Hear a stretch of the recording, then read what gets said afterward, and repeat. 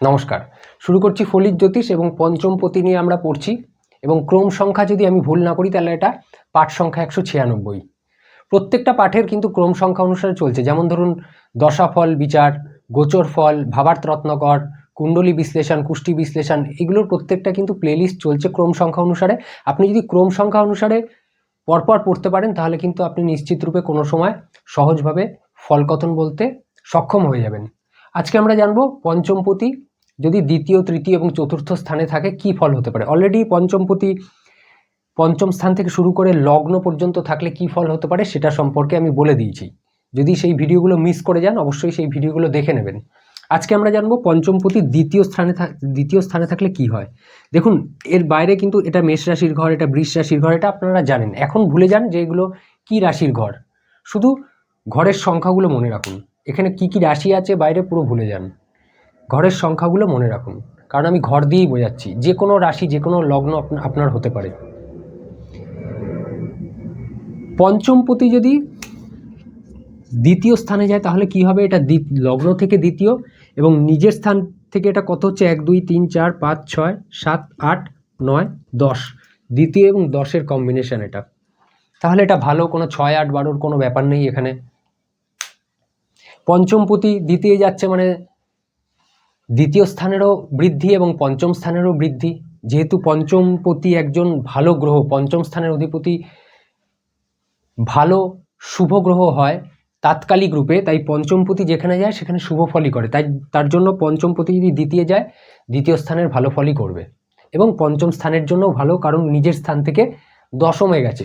পঞ্চমের কর্মস্থান এবং দশমের পঞ্চম স্থান, পঞ্চমের কর্মস্থান এবং এটা সন্তান স্থান বলা হয় পঞ্চম, তাই আপনার সন্তানেরও কিন্তু কর্মস্থান এই দ্বিতীয় স্থান।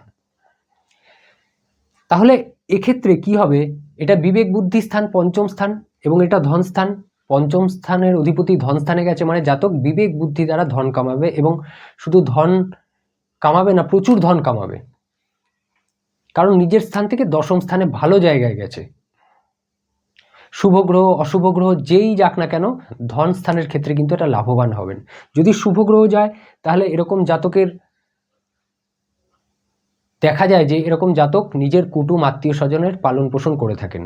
আর যদি কোনো অশুভ গ্রহ থাকে, ধরুন এখানে পঞ্চমপতি রবি পঞ্চম স্থানে সিংহ রাশি ধরে নিন, সেক্ষেত্রে কি হবে, রবি দ্বিতীয় স্থানে গেছে, ধন কামানোর ক্ষেত্রে ঠিক আছে সমস্যা নেই, কিন্তু আত্মীয় স্বজন কুটুম আত্মীয়র সঙ্গে কিন্তু বিরোধ থাকতে পারে।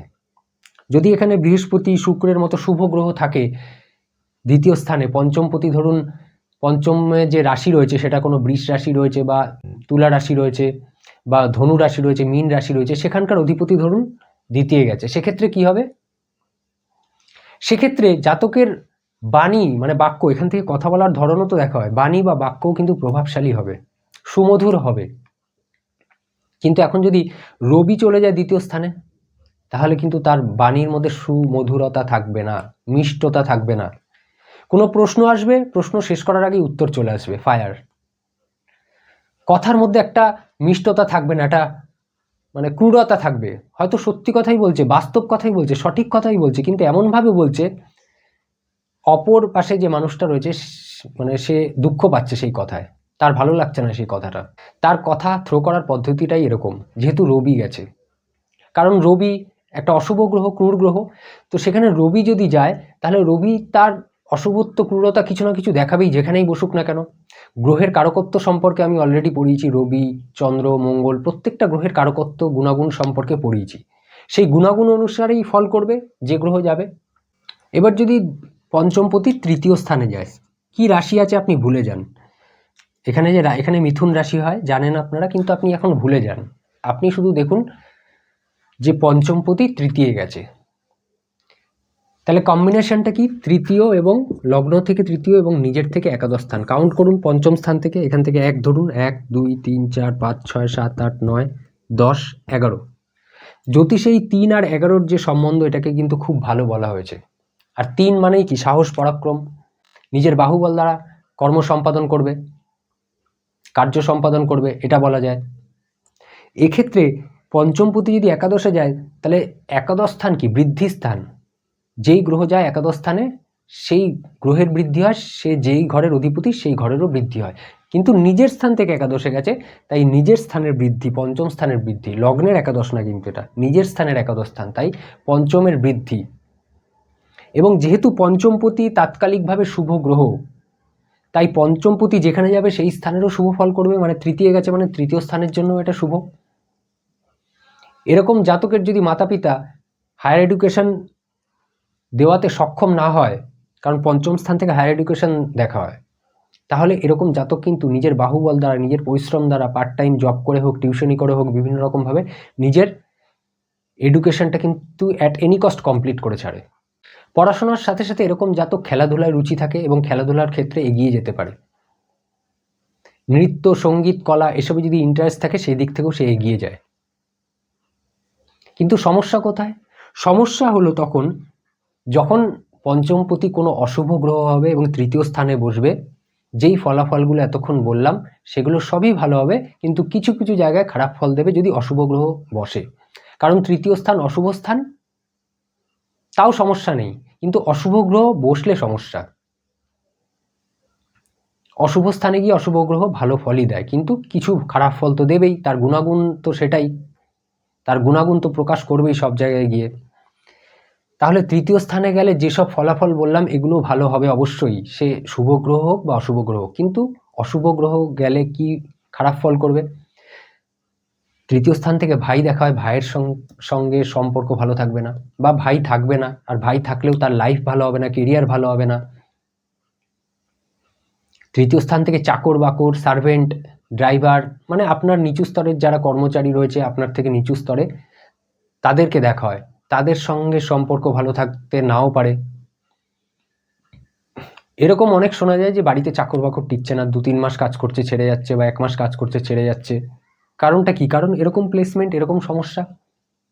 আপনার ব্যবহার তাদেরকে দুঃখী করতে পারে, আপনার কর্মচারীকে দুঃখী করতে পারে, আপনার ভাইকে দুঃখী করতে পারে, আপনার এমপ্লয়ি, চাকর বাকর যারা আছে তাদের দুঃখী করতে পারে আপনার ব্যবহার। কিন্তু মোটের উপর বাকি যে ব্যাপারগুলো রয়েছে তৃতীয় স্থানের, যেমন ক্রীড়া, খেলাধুলা, নৃত্য, পড়াশোনাটা তো পঞ্চম স্থান, হায়ার এডুকেশন, পরাক্রম, সাহস সবই কিন্তু ভালো হবে। পঞ্চম স্থানের তো ভালোই, তৃতীয় স্থানের জন্যও ভালো, এবং তৃতীয় স্থানের কিছু কিছু ফল যেহেতু অশুভ গ্রহ তার প্রভাব দেবেই, তার জন্য কিছু কিছু ফল কিন্তু এখানে খারাপ হবে। এবার যদি পঞ্চমপতি চতুর্থে আসে তাহলে কি ফল হবে? পঞ্চমপতি চতুর্থে, তাহলে কম্বিনেশনটা কি হচ্ছে? চতুর্থ এবং দ্বাদশ, লগ্ন থেকে চতুর্থ এবং নিজের স্থান থেকে দ্বাদশ। কাউন্ট করুন, 1 2 3 4 5 6 7 8 9 10 11 12। দ্বাদশ যাওয়া মানে, নিজের স্থান থেকে দ্বাদশ যাওয়া মানে নিজের স্থানের হানি। যখন কোনো গ্রহ নিজের ঘর থেকে, নিজের ভাব থেকে দ্বাদশ স্থানে যায়, তাহলে সেই ঘরের, সেই ভাবের হানি বোঝায়। এক্ষেত্রে কি হবে? জাতকের যে বিবেক বুদ্ধি খুব উত্তম হবে সেটা বলা যায় না, হায়ার এডুকেশনে বাধা আসবে, খুব ভালো প্রেমী, নিশ্চল প্রেম করেন, কিন্তু তার ভালোবাসায় প্রেমে বাধা আসবে, সফলতা আসবে না, প্রেম বিবাহে বাধা আসবে। এরকম জাতকের পূর্বার্জিত কর্মও ভালো হয় না। ফিজিক্যালি ফিট আপনি, কিন্তু সন্তান লাভ করতে পারছেন না, কারণ সন্তান স্থান, পঞ্চম স্থান হলো সন্তান স্থান। ফিজিক্যালি ফিট থাকা সত্ত্বেও আপনি কিন্তু সন্তান লাভ করতে পারছেন না, কারণ এরকম সমস্যা রয়েছে আপনার কুষ্ঠিতে। অনেক ইন্টেলিজেন্ট হওয়া সত্ত্বেও, অনেক মেধাবী হওয়া সত্ত্বেও, পড়াশোনায় মনোযোগ থাকা সত্ত্বেও দেখা যাচ্ছে যে সে কিন্তু হায়ার এডুকেশন নিতে সক্ষম নয়, কারণ পঞ্চম স্থান হায়ার এডুকেশন স্থান, পঞ্চম স্থানের অধিপতি নিজের থেকে দ্বাদশে গেছে, হায়ার এডুকেশন নিতে পারছেন, এরকম অনেক দেখা গেছে। কিন্তু যেহেতু পঞ্চমপতি একটা শুভ গ্রহ তাৎকালিকভাবে, তাই চতুর্থ স্থানে বসলে চতুর্থ স্থানের ভালোই করবে, এবং লগ্ন থেকে চতুর্থ স্থানে গেছে মানে জাতকের জন্য ভালো, জাতকের জন্য খারাপ নয়, কিন্তু এই পঞ্চম স্থানের জন্য, এই স্থান বিশেষের জন্য খারাপ।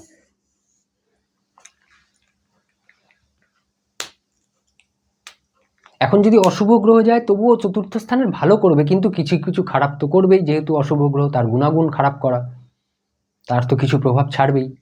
এখন অশুভ গ্রহ মানে নৈসর্গিক অশুভ গ্রহের কথা বলছি, কারণ তাৎকালিকভাবে পঞ্চমপতি সবসময় শুভ গ্রহই হয়। আমি কিন্তু এখানে অশুভ গ্রহ বলতে নৈসর্গিক অশুভ গ্রহের কথা বলছি, এটা আপনারা মাথায় রাখবেন।